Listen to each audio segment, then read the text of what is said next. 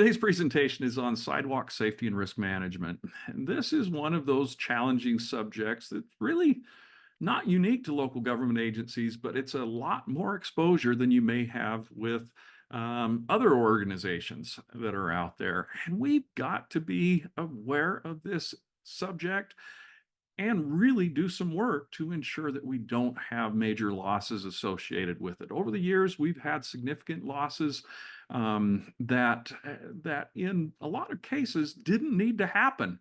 And for sure, we didn't need to end up being liable for those losses. So let's dive in today and make sure that we're focused on the right things when it comes to sidewalk safety.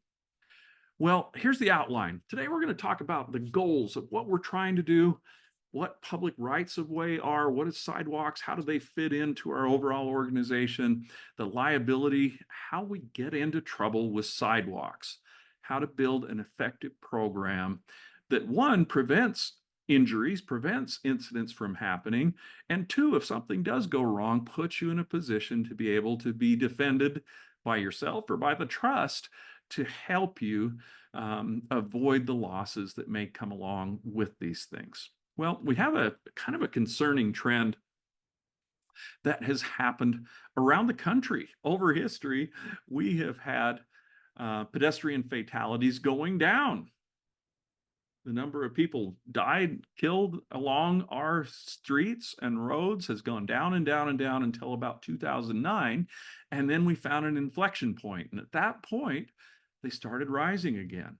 And today, we are killing more pedestrians on the road than we were back in the 80s. And that's a concerning trend. And so as we look at our sidewalk programs, let's think about that. I think we have more pedestrian traffic out there, and they're probably a little more distracted. And drivers are more distracted. How do our sidewalks fit into this? How do we work to prevent these types of things? And at the same time, slips, trips, and falls are really one of the main drivers in a lot of liability that we see. So what's our goal? Well, our goals are safe pedestrian movement, right? We've increased the number of pedestrian trips or the number of people that are out there walking. Fatalities have gone up. And so we know our risk exposure is up for those sidewalks as well. We want to prevent accidents. If we prevent those, that's the best possible thing. But if something does happen, we want to minimize the losses that we have. You work to protect those tax dollars that you receive to do your operations, and it's really critical that you're watching out for the potential losses that may be there. Okay. Let's talk about sidewalks. They're a public right of way. And in many cases, you don't own the property that the sidewalk sits on. If you're a municipality, a county that has sidewalks, you don't own it. It goes across some other person's property. Sometimes you own it outright, but it is a right of way that you own the liability around. It's an undelegable duty that you have as an organization. You can't just put that off on somebody else, although we may be able to share some of that with the owners of the property. What does your ordinance say about sidewalks? Does it say anything about the sidewalks? This is a critical part of our program, is that our ordinance needs to be congruent with what we're doing. The ordinance needs to be explicit about who owns what and who is responsible for what, and what happens if we have to replace a section of sidewalk, et cetera, et cetera. We can go on through a lot of things, but even down to who owns the trees in the park strip, who can remove a tree, who removes the snow, and what happens if they don't remove the snow. How do we deal with somebody who physically can't do it, or somebody who just refuses to do it, or they're an absentee property owner? And we'll talk about that a little more in just a minute. So is it true when I say, well, we don't have sidewalks in our town, so we don't have any sidewalk liability? Is that the case? Well, kind of, right?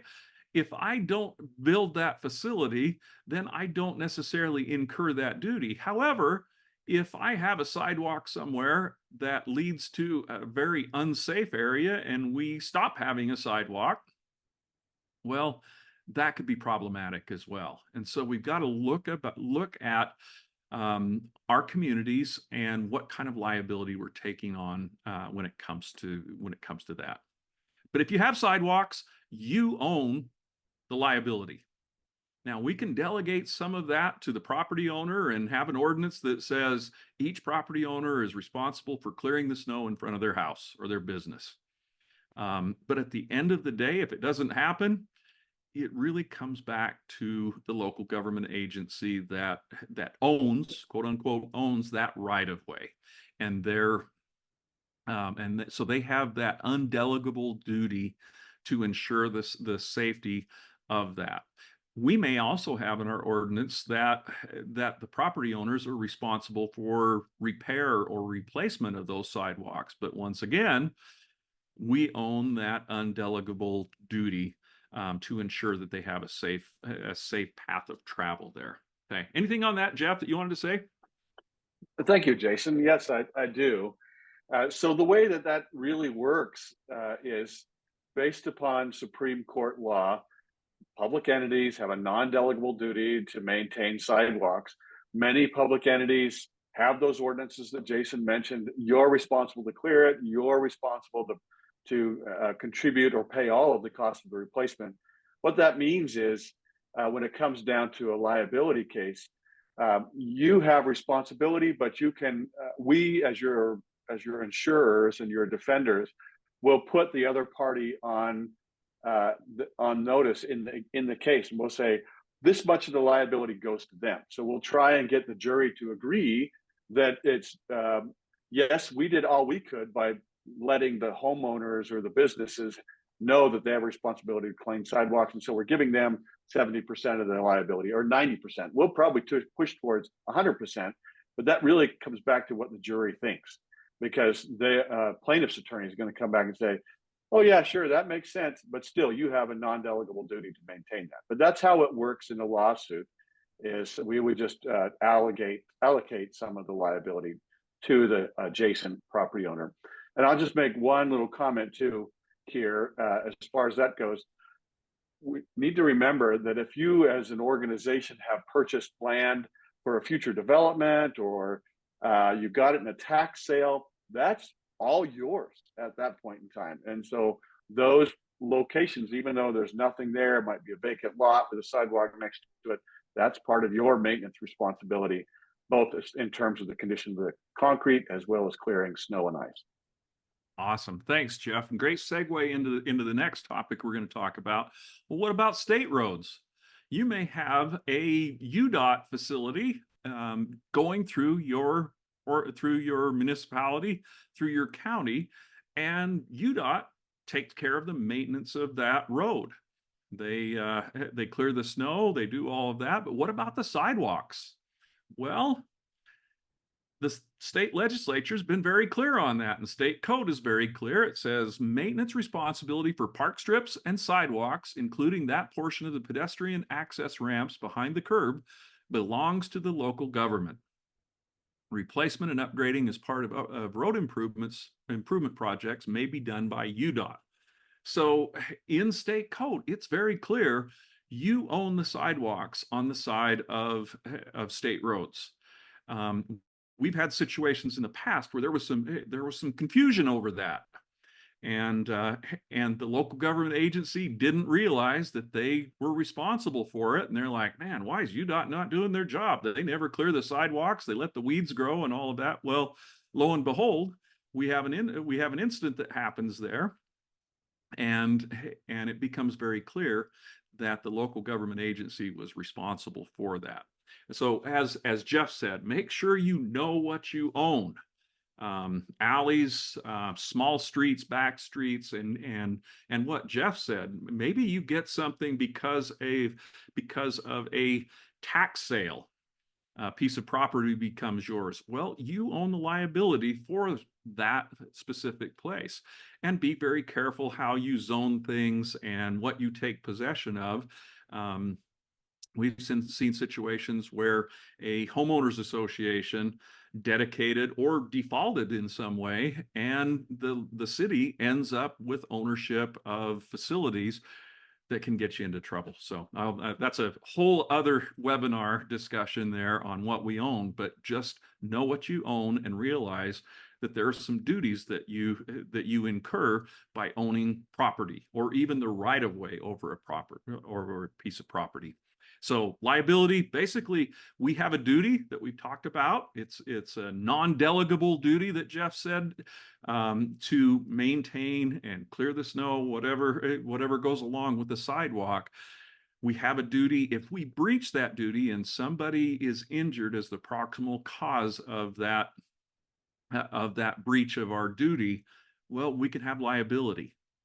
Now, some people, I'm going to jump just a couple of slides here. Some people say, but wait, you can't sue the government. We have immunity. Is that right? Well, not so much. Now, we have immunity in some cases, but it's constantly being eroded, and that's why we've got to work really hard to protect it. So, state code says that we have immunity, each governmental immunity, and each employee of a governmental immunity are immune from suit for any injury that results from the exercise of a governmental function. So, number one, it's got to be a governmental function, but it's waived. When is it waived? It's waived when a defective, unsafe, or dangerous condition of a public improvement or injury is proximately caused by a negligent act or omission of an employee committed within the scope of their employment.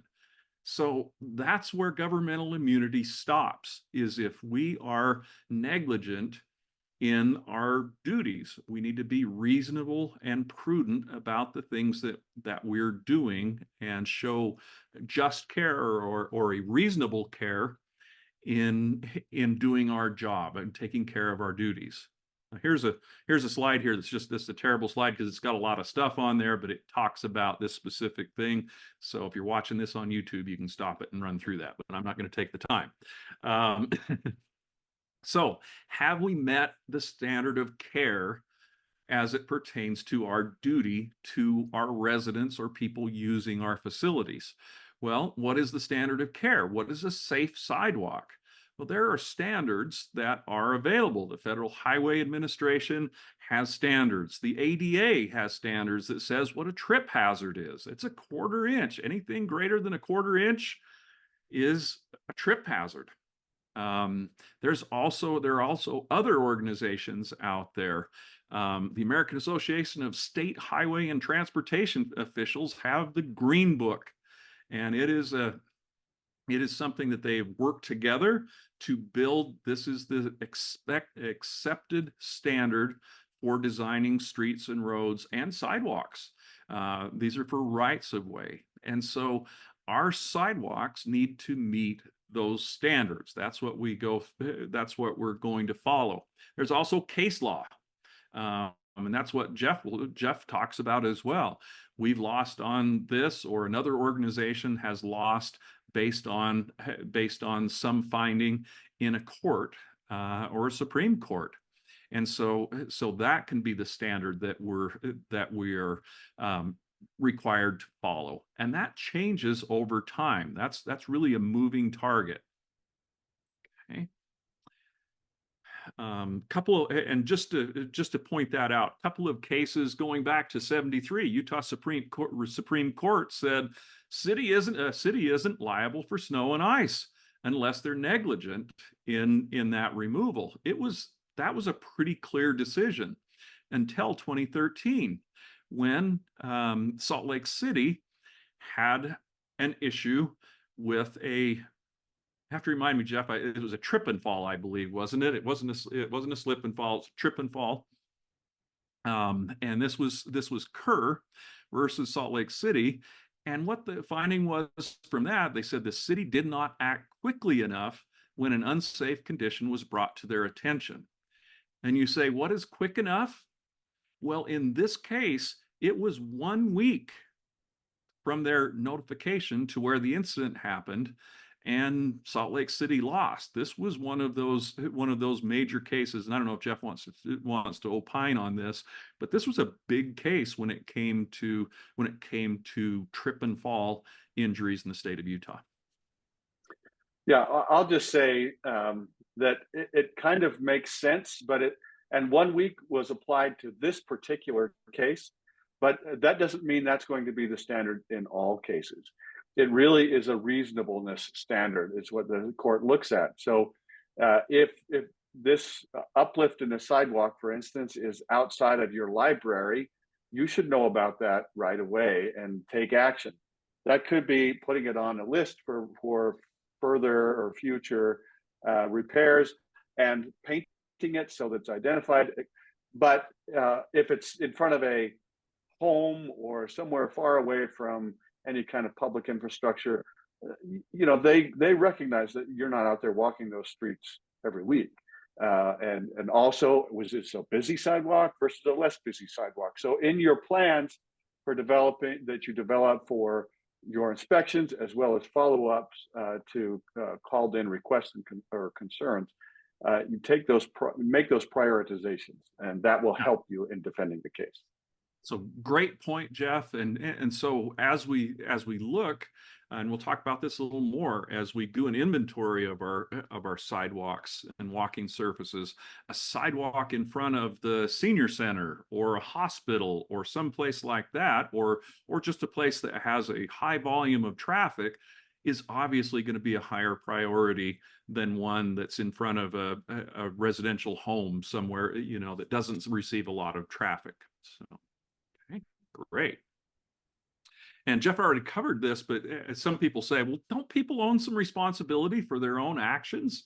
They should have been able to see that there was a problem with this sidewalk and walk past it. And to a certain extent, there is.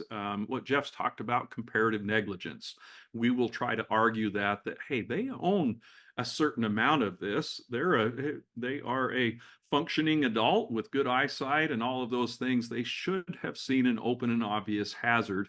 And so they own a certain amount of responsibility. However, depending on the person that's involved in the incident, that gets harder and harder, right? If somebody is sightless or maybe aged or have some physical disabilities that make it difficult for them to travel, that could be a problem as well. Okay, I got to keep moving so I stay on track.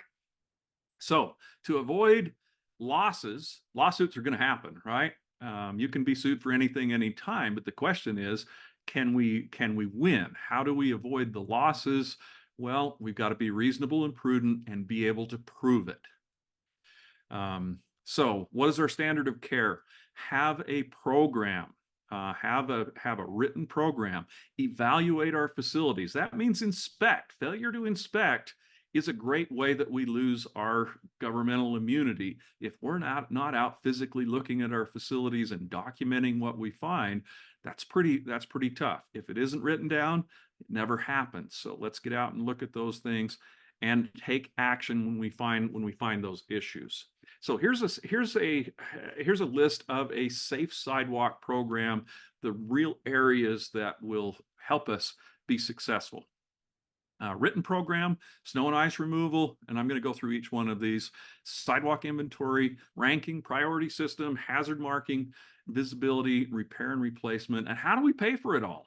So let's talk about each one of those things. Have a written program.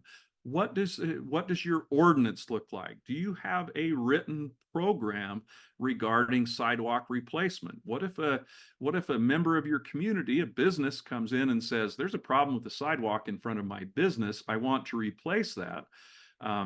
What does your problem say, or what does your program say about how that happens? Can the business owner go out and replace it on their own? What are the standards that we apply to that, to how it needs to be constructed, inspected, all of those things? Does your program pair with your ordinance? Remember those tree issues and all of those. If you've been involved with a tree problem in your park strip, you'll know how important it is to have a ordinance explaining exactly how those trees, who owns them, who can take them down, and maintenance, all of those things. Follow your program, stick with it. Don't make exceptions, don't change around. Accessibility plan should be a part of that. Through the Americans with Disabilities Act, accessibility should be a part of it. So having those accessible corners, and being aware of the standards for slope and various things like that with the ADA are essential, and those other standards that we already talked about. What are appropriate modes of travel? Is that in your code as well? What about these scooters that have popped up in many of our cities around the state? Where can you operate scooters? And that should be pretty clear in there that those types of conveyance should be on the road, not on the sidewalk. And our timeline. What type of decision making are we going to do to determine when that's going to be repaired, when it will be replaced, and what the standards are, how we go about doing that. Okay. Snow and ice removal. We're going into winter now. Most of us had a storm over the weekend, and a lot of us got lucky that it rained after it snowed, so we didn't have to deal with too much snow removal. Who is responsible for that? Does your ordinance call that out? What if they don't clear the snow and ice from in front of their area, and we've told them they need to? Sometimes this is because they physically don't have the capability to do that, either financially or they have a disability, something like that, and they just can't do it. Well, it still needs to be done. And so what do we handle it? What do we do in those cases? You can put in your ordinance a structure where you can charge a fee. You go out and do the snow removal and charge them a fee. Sometimes it's something that we do out of the goodness of our heart to help out somebody who physically can't do that. But let's outline that in our program. And around our buildings, here's a critical one for everybody. I don't care what your organization is. When we have sidewalks around our buildings, we've got to deal with those. So we need to have tools, shovels, brooms, whatever tools are necessary to remove that snow blowers, and ice melt. And we need to document what we do. We need to be reasonable and prudent. Well, if it's putting snow down inches an hour, well, that's going to be hard to stay ahead of. And so that's a good thing that we can document as we're doing that snow removal. We want to have a log that says every time we go out and clear the snow, every time we put ice melt down, and initial that and put the date and time, so that we can show that we've been reasonable and prudent about doing this. And sometimes it's a bad day and we have a lot of snow, or it's below zero, and it's hard to get that ice out there, but we can show that we've been reasonable and prudent about what we're doing. Okay. What about trails? This is a question that we get on a fairly frequent basis. Do you have to keep trails open during the winter? Do these trails, because that's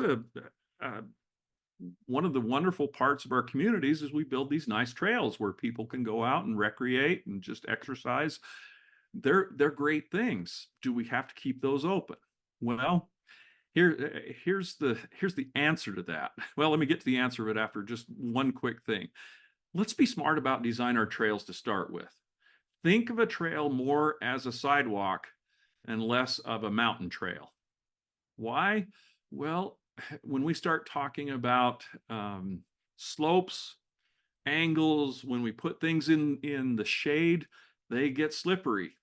And the thing I'm about to tell you, and you're going to get mad at me about, is we have an obligation to keep those trails open during the wintertime. And you're like, what? If there are any federal highway funds used in the construction of those trails, and basically federal dollars, the Department of Transportation sent out this memo several years ago, 2019, I believe, and it says, in part, a public agency must maintain its walkways in an accessible condition for all pedestrians. So that includes ADA travel. Maintenance obligation includes reasonable snow removal efforts. And a lot of you out there just said, what? Really? We have to keep those things open. Here's an option for you. Accessible is something that I think you can argue a little bit. Could we make those trails into Nordic trails? Could we make those trails into a cross-country ski area where that's the accessibility that we're offering during the winter months? That may be one option. Otherwise, we have that responsibility. So in your design, think about that. Don't make steep slopes on your trails, especially if they're in a shady area during the winter time, because we're going to have slippery slopes, and we're going to be under the obligation to keep those reasonably accessible. Okay. All right, Jeff. Jason, if I may, just to reemphasize it, that is for any facility that's constructed with federal funds. If you're using your own funds, that's a different thing. And there are some trails that if you build them with your own funds, you can close them especially if you can't reasonably keep them safe. Salt Lake City has some problems with that, especially up around the entrance to Parley's Canyon, where there's a lot of wind and there's a lot of shade, and so there's thaw and freeze cycle that happens, and they just can't keep it clean. So they close the trails during the winter, meaning physically close them with signs that say these trails are closed. And also, there are some immunities for trails that we have within the state.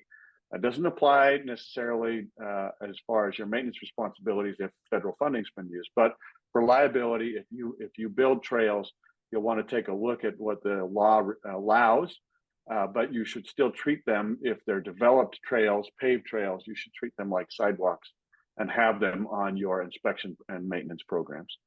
Absolutely. Thanks, Jeff. Appreciate that insight on that.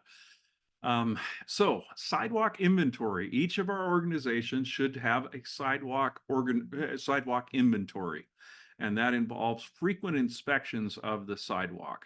So we're going to take a look at everything. Does that mean we send somebody out walking the sidewalks? Yep.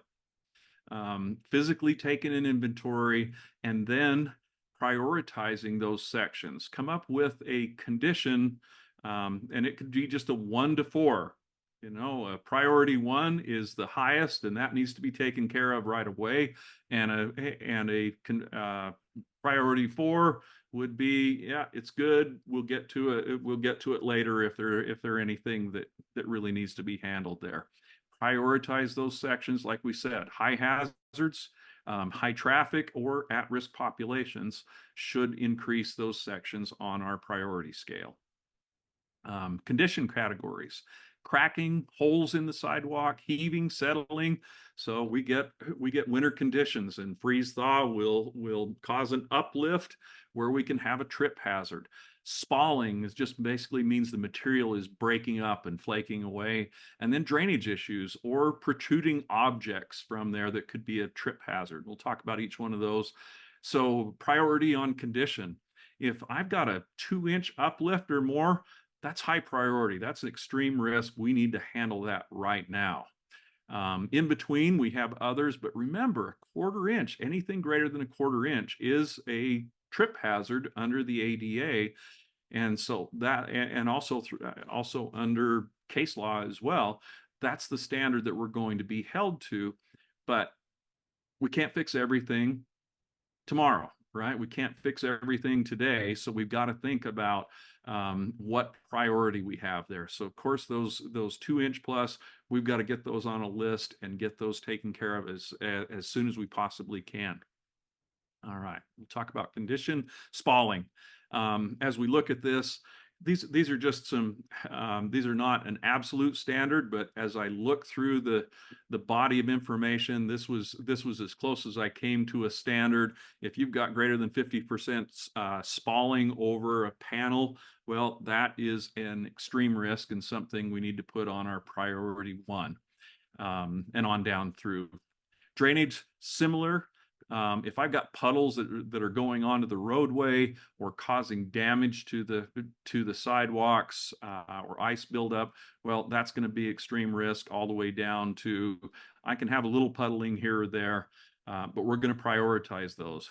By the way, so that kind of maybe brings up this might not just be a nice June stroll that we take through our sidewalks to prioritize these. We might want to go out on a rainy day and take a look as well for our drainage issues. So being aware of those things. Okay. Address your extreme and high priority items now. Now, I realize this is expensive, and we'll talk about some ways to help deal with that. But we need to be placing a reasonable part of our budget towards this. These are facilities that we own. This is liability that we own, and so we need to be reasonable about that, knowing that we can't do it all today, but we need to make a plan to get there. So schedule and budget for those costs. If I can't fix it, I need to mark it, right? If this is a hazard that's out there, especially those extreme areas, let's mark that so we can see it.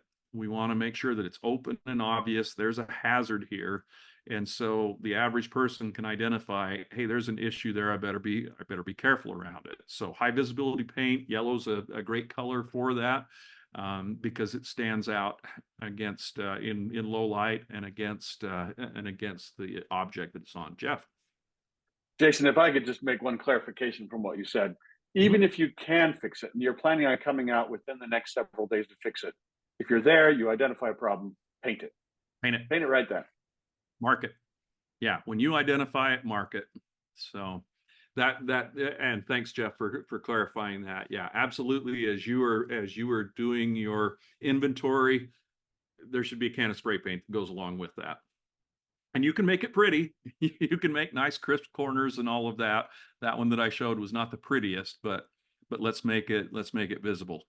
So on your repair and replacement, have a standard on that. At what point can we grind that down?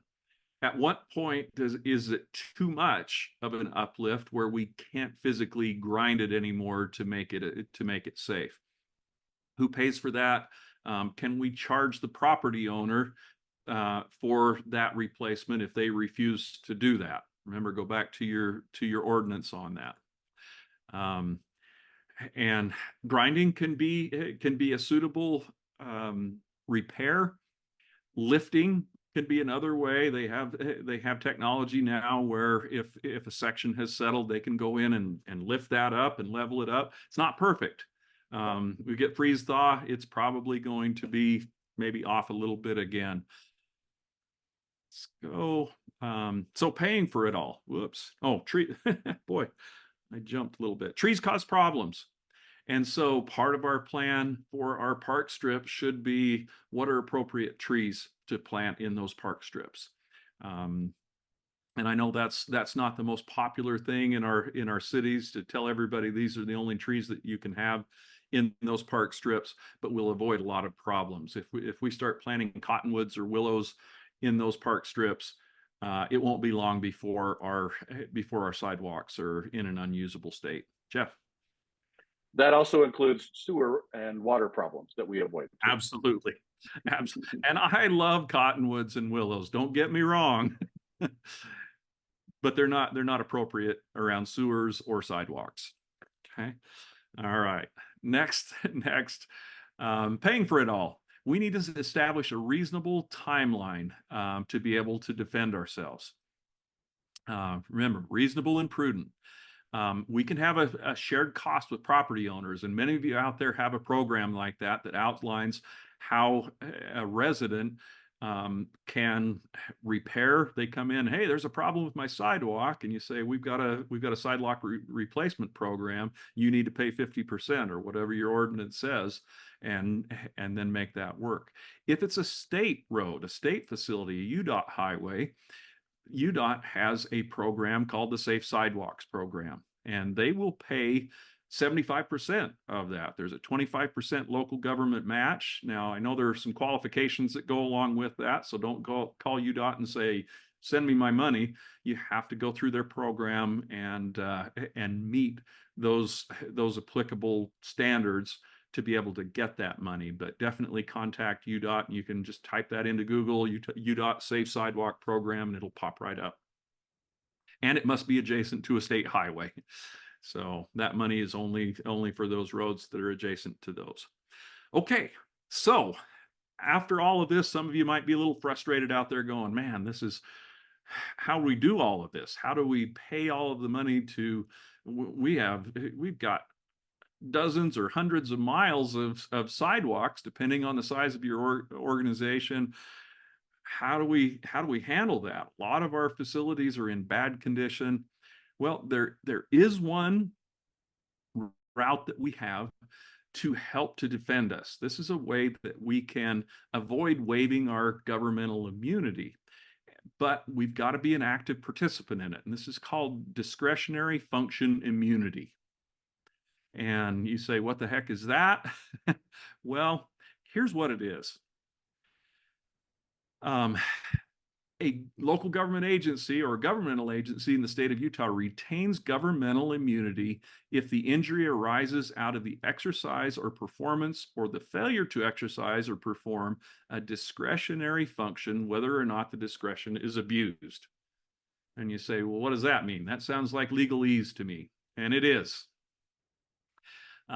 Here's the basic point of this. A discretionary function is something that your governing body makes, not staff.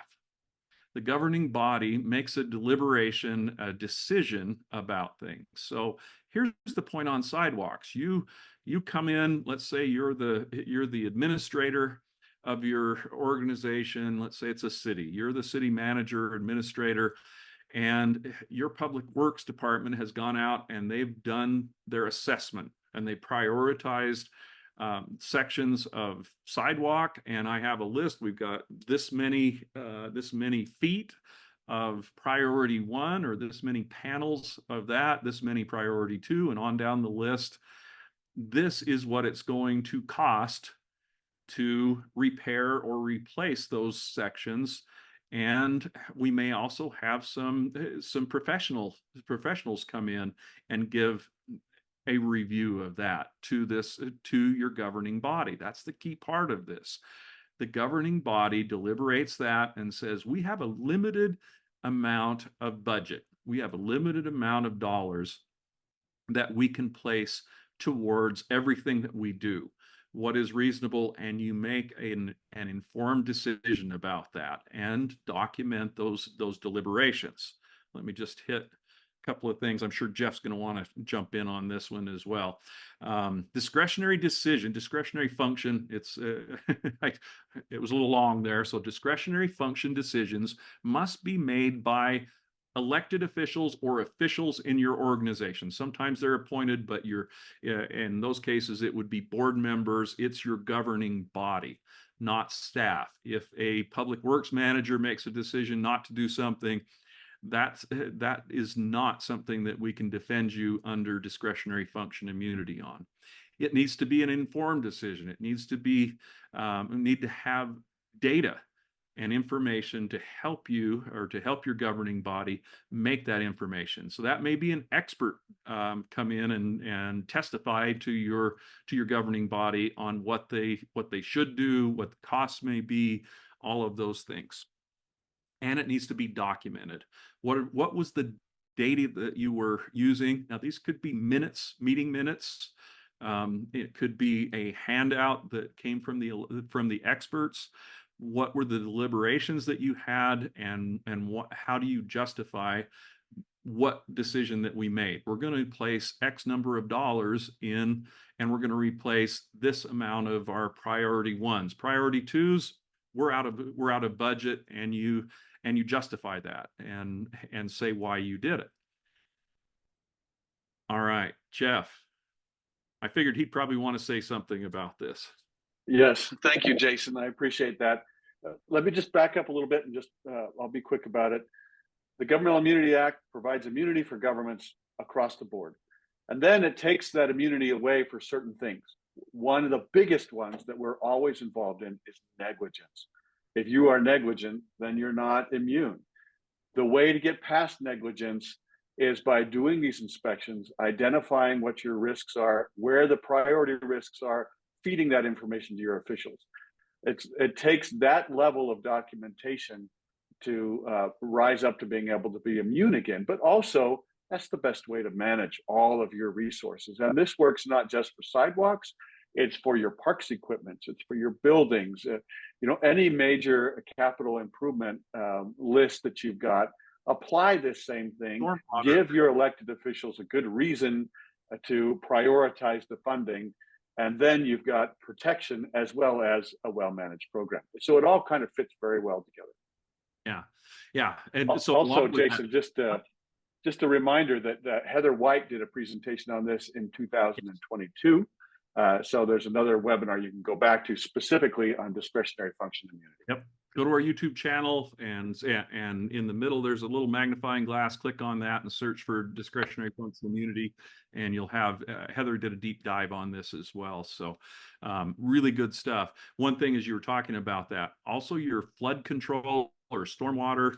This is something that can really help us on that, but it's going to take some work and being intentional about this. But at the end of the day, it's well worth our time and our documentation to get there. All right, I've gone a little long on this. I'm blaming it on Jeff because we had extra discussion. And Jason, I just dropped that link to that discretionary function immunity webinar into the chat. So thanks, Mike. Appreciate that. There's some other great stuff out there. Springville, a great member of the trust, has posted their sidewalk replacement policy online, and there are others out there as well. Springville's just one that popped up as a good one to look at. But you can go on and search for those. We don't have to recreate the wheel on this. There are many organizations out there that have done a lot of work on this. Salt Lake City is, of course, they lost a Supreme Court case, and so they have a very detailed program there. It's probably over and above what a small town is going to use. So somewhere in between these, we can come up with what's going to help us out. Okay, just in summary, use the tools that you have available. Know your ordinance, know your system, know your program, and do your inspections over and over again. We say that, and document what you find. Take action on those things. If there's an issue, get on it right away. If you've got the budget, do it now. If you don't have the budget, well, let's go through and use the tools that we have available with the discretionary function immunity, and set reasonable budgets and get on it and live long and prosper that way. Okay, that was a lot of stuff. Sorry, guys. I intended to have that a little shorter, but it's one of those subjects that just takes some time to go through. If you have questions or comments, please type those in the chat box, and we will do our best to answer those now. I'll get Jeff to answer all the hard questions. Or Mike. What do we got, Mike? No, we don't have any questions right now, so you must have covered all the hard topics well. Okay. Very good. Jeff and Mike, were there any things that I missed in there that we maybe should add or clarify? Just that. No, I think you did a great job. Documentation is paramount, right? Making sure that these things are documented. I just wanted to reemphasize that Jason covered that really well, but the documentation of these inspections and mitigations is extremely important. So, okay. I guess maybe one last thing is, have a line or an email address where your citizens can report things in, so that you give every opportunity that way to find problems and have others find them for you. Yeah, for sure. And that could be something on your website where they could just report a concern. Hopefully it's geotagged so you can find out exactly where it is, all of those things. Go into that with your eyes open as well, because sometimes you might learn a lot of stuff. Jason, just a question. Do you mind repeating where they need to look in the Salt Lake City procedures for the sidewalk maintenance program? In Salt Lake City, I didn't have that one on there, but if you if you Google Salt Lake City sidewalk replacement or sidewalk repair, I guarantee it'll come up. Yeah. They have a lot of information on that, and maybe if Mike, if you Google that, you can find that before we sign off. Was there On it. anything?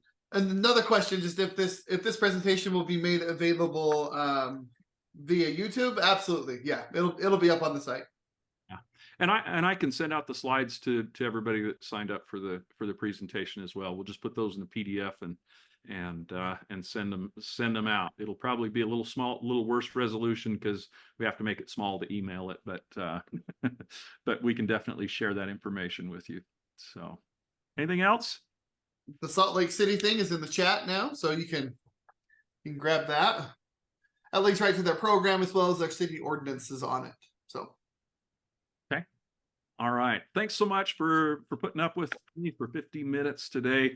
I know there's a lot of stuff. If you have questions or want to discuss this a little bit, any one of the three of us would be happy to chat with you or email with you about any of the concerns that you have. We want to help you. We want to help you succeed out there, and we really want to keep your residents safe as best we can, and also put you in a position to be able to defend yourself if something does go wrong. So thank you so much.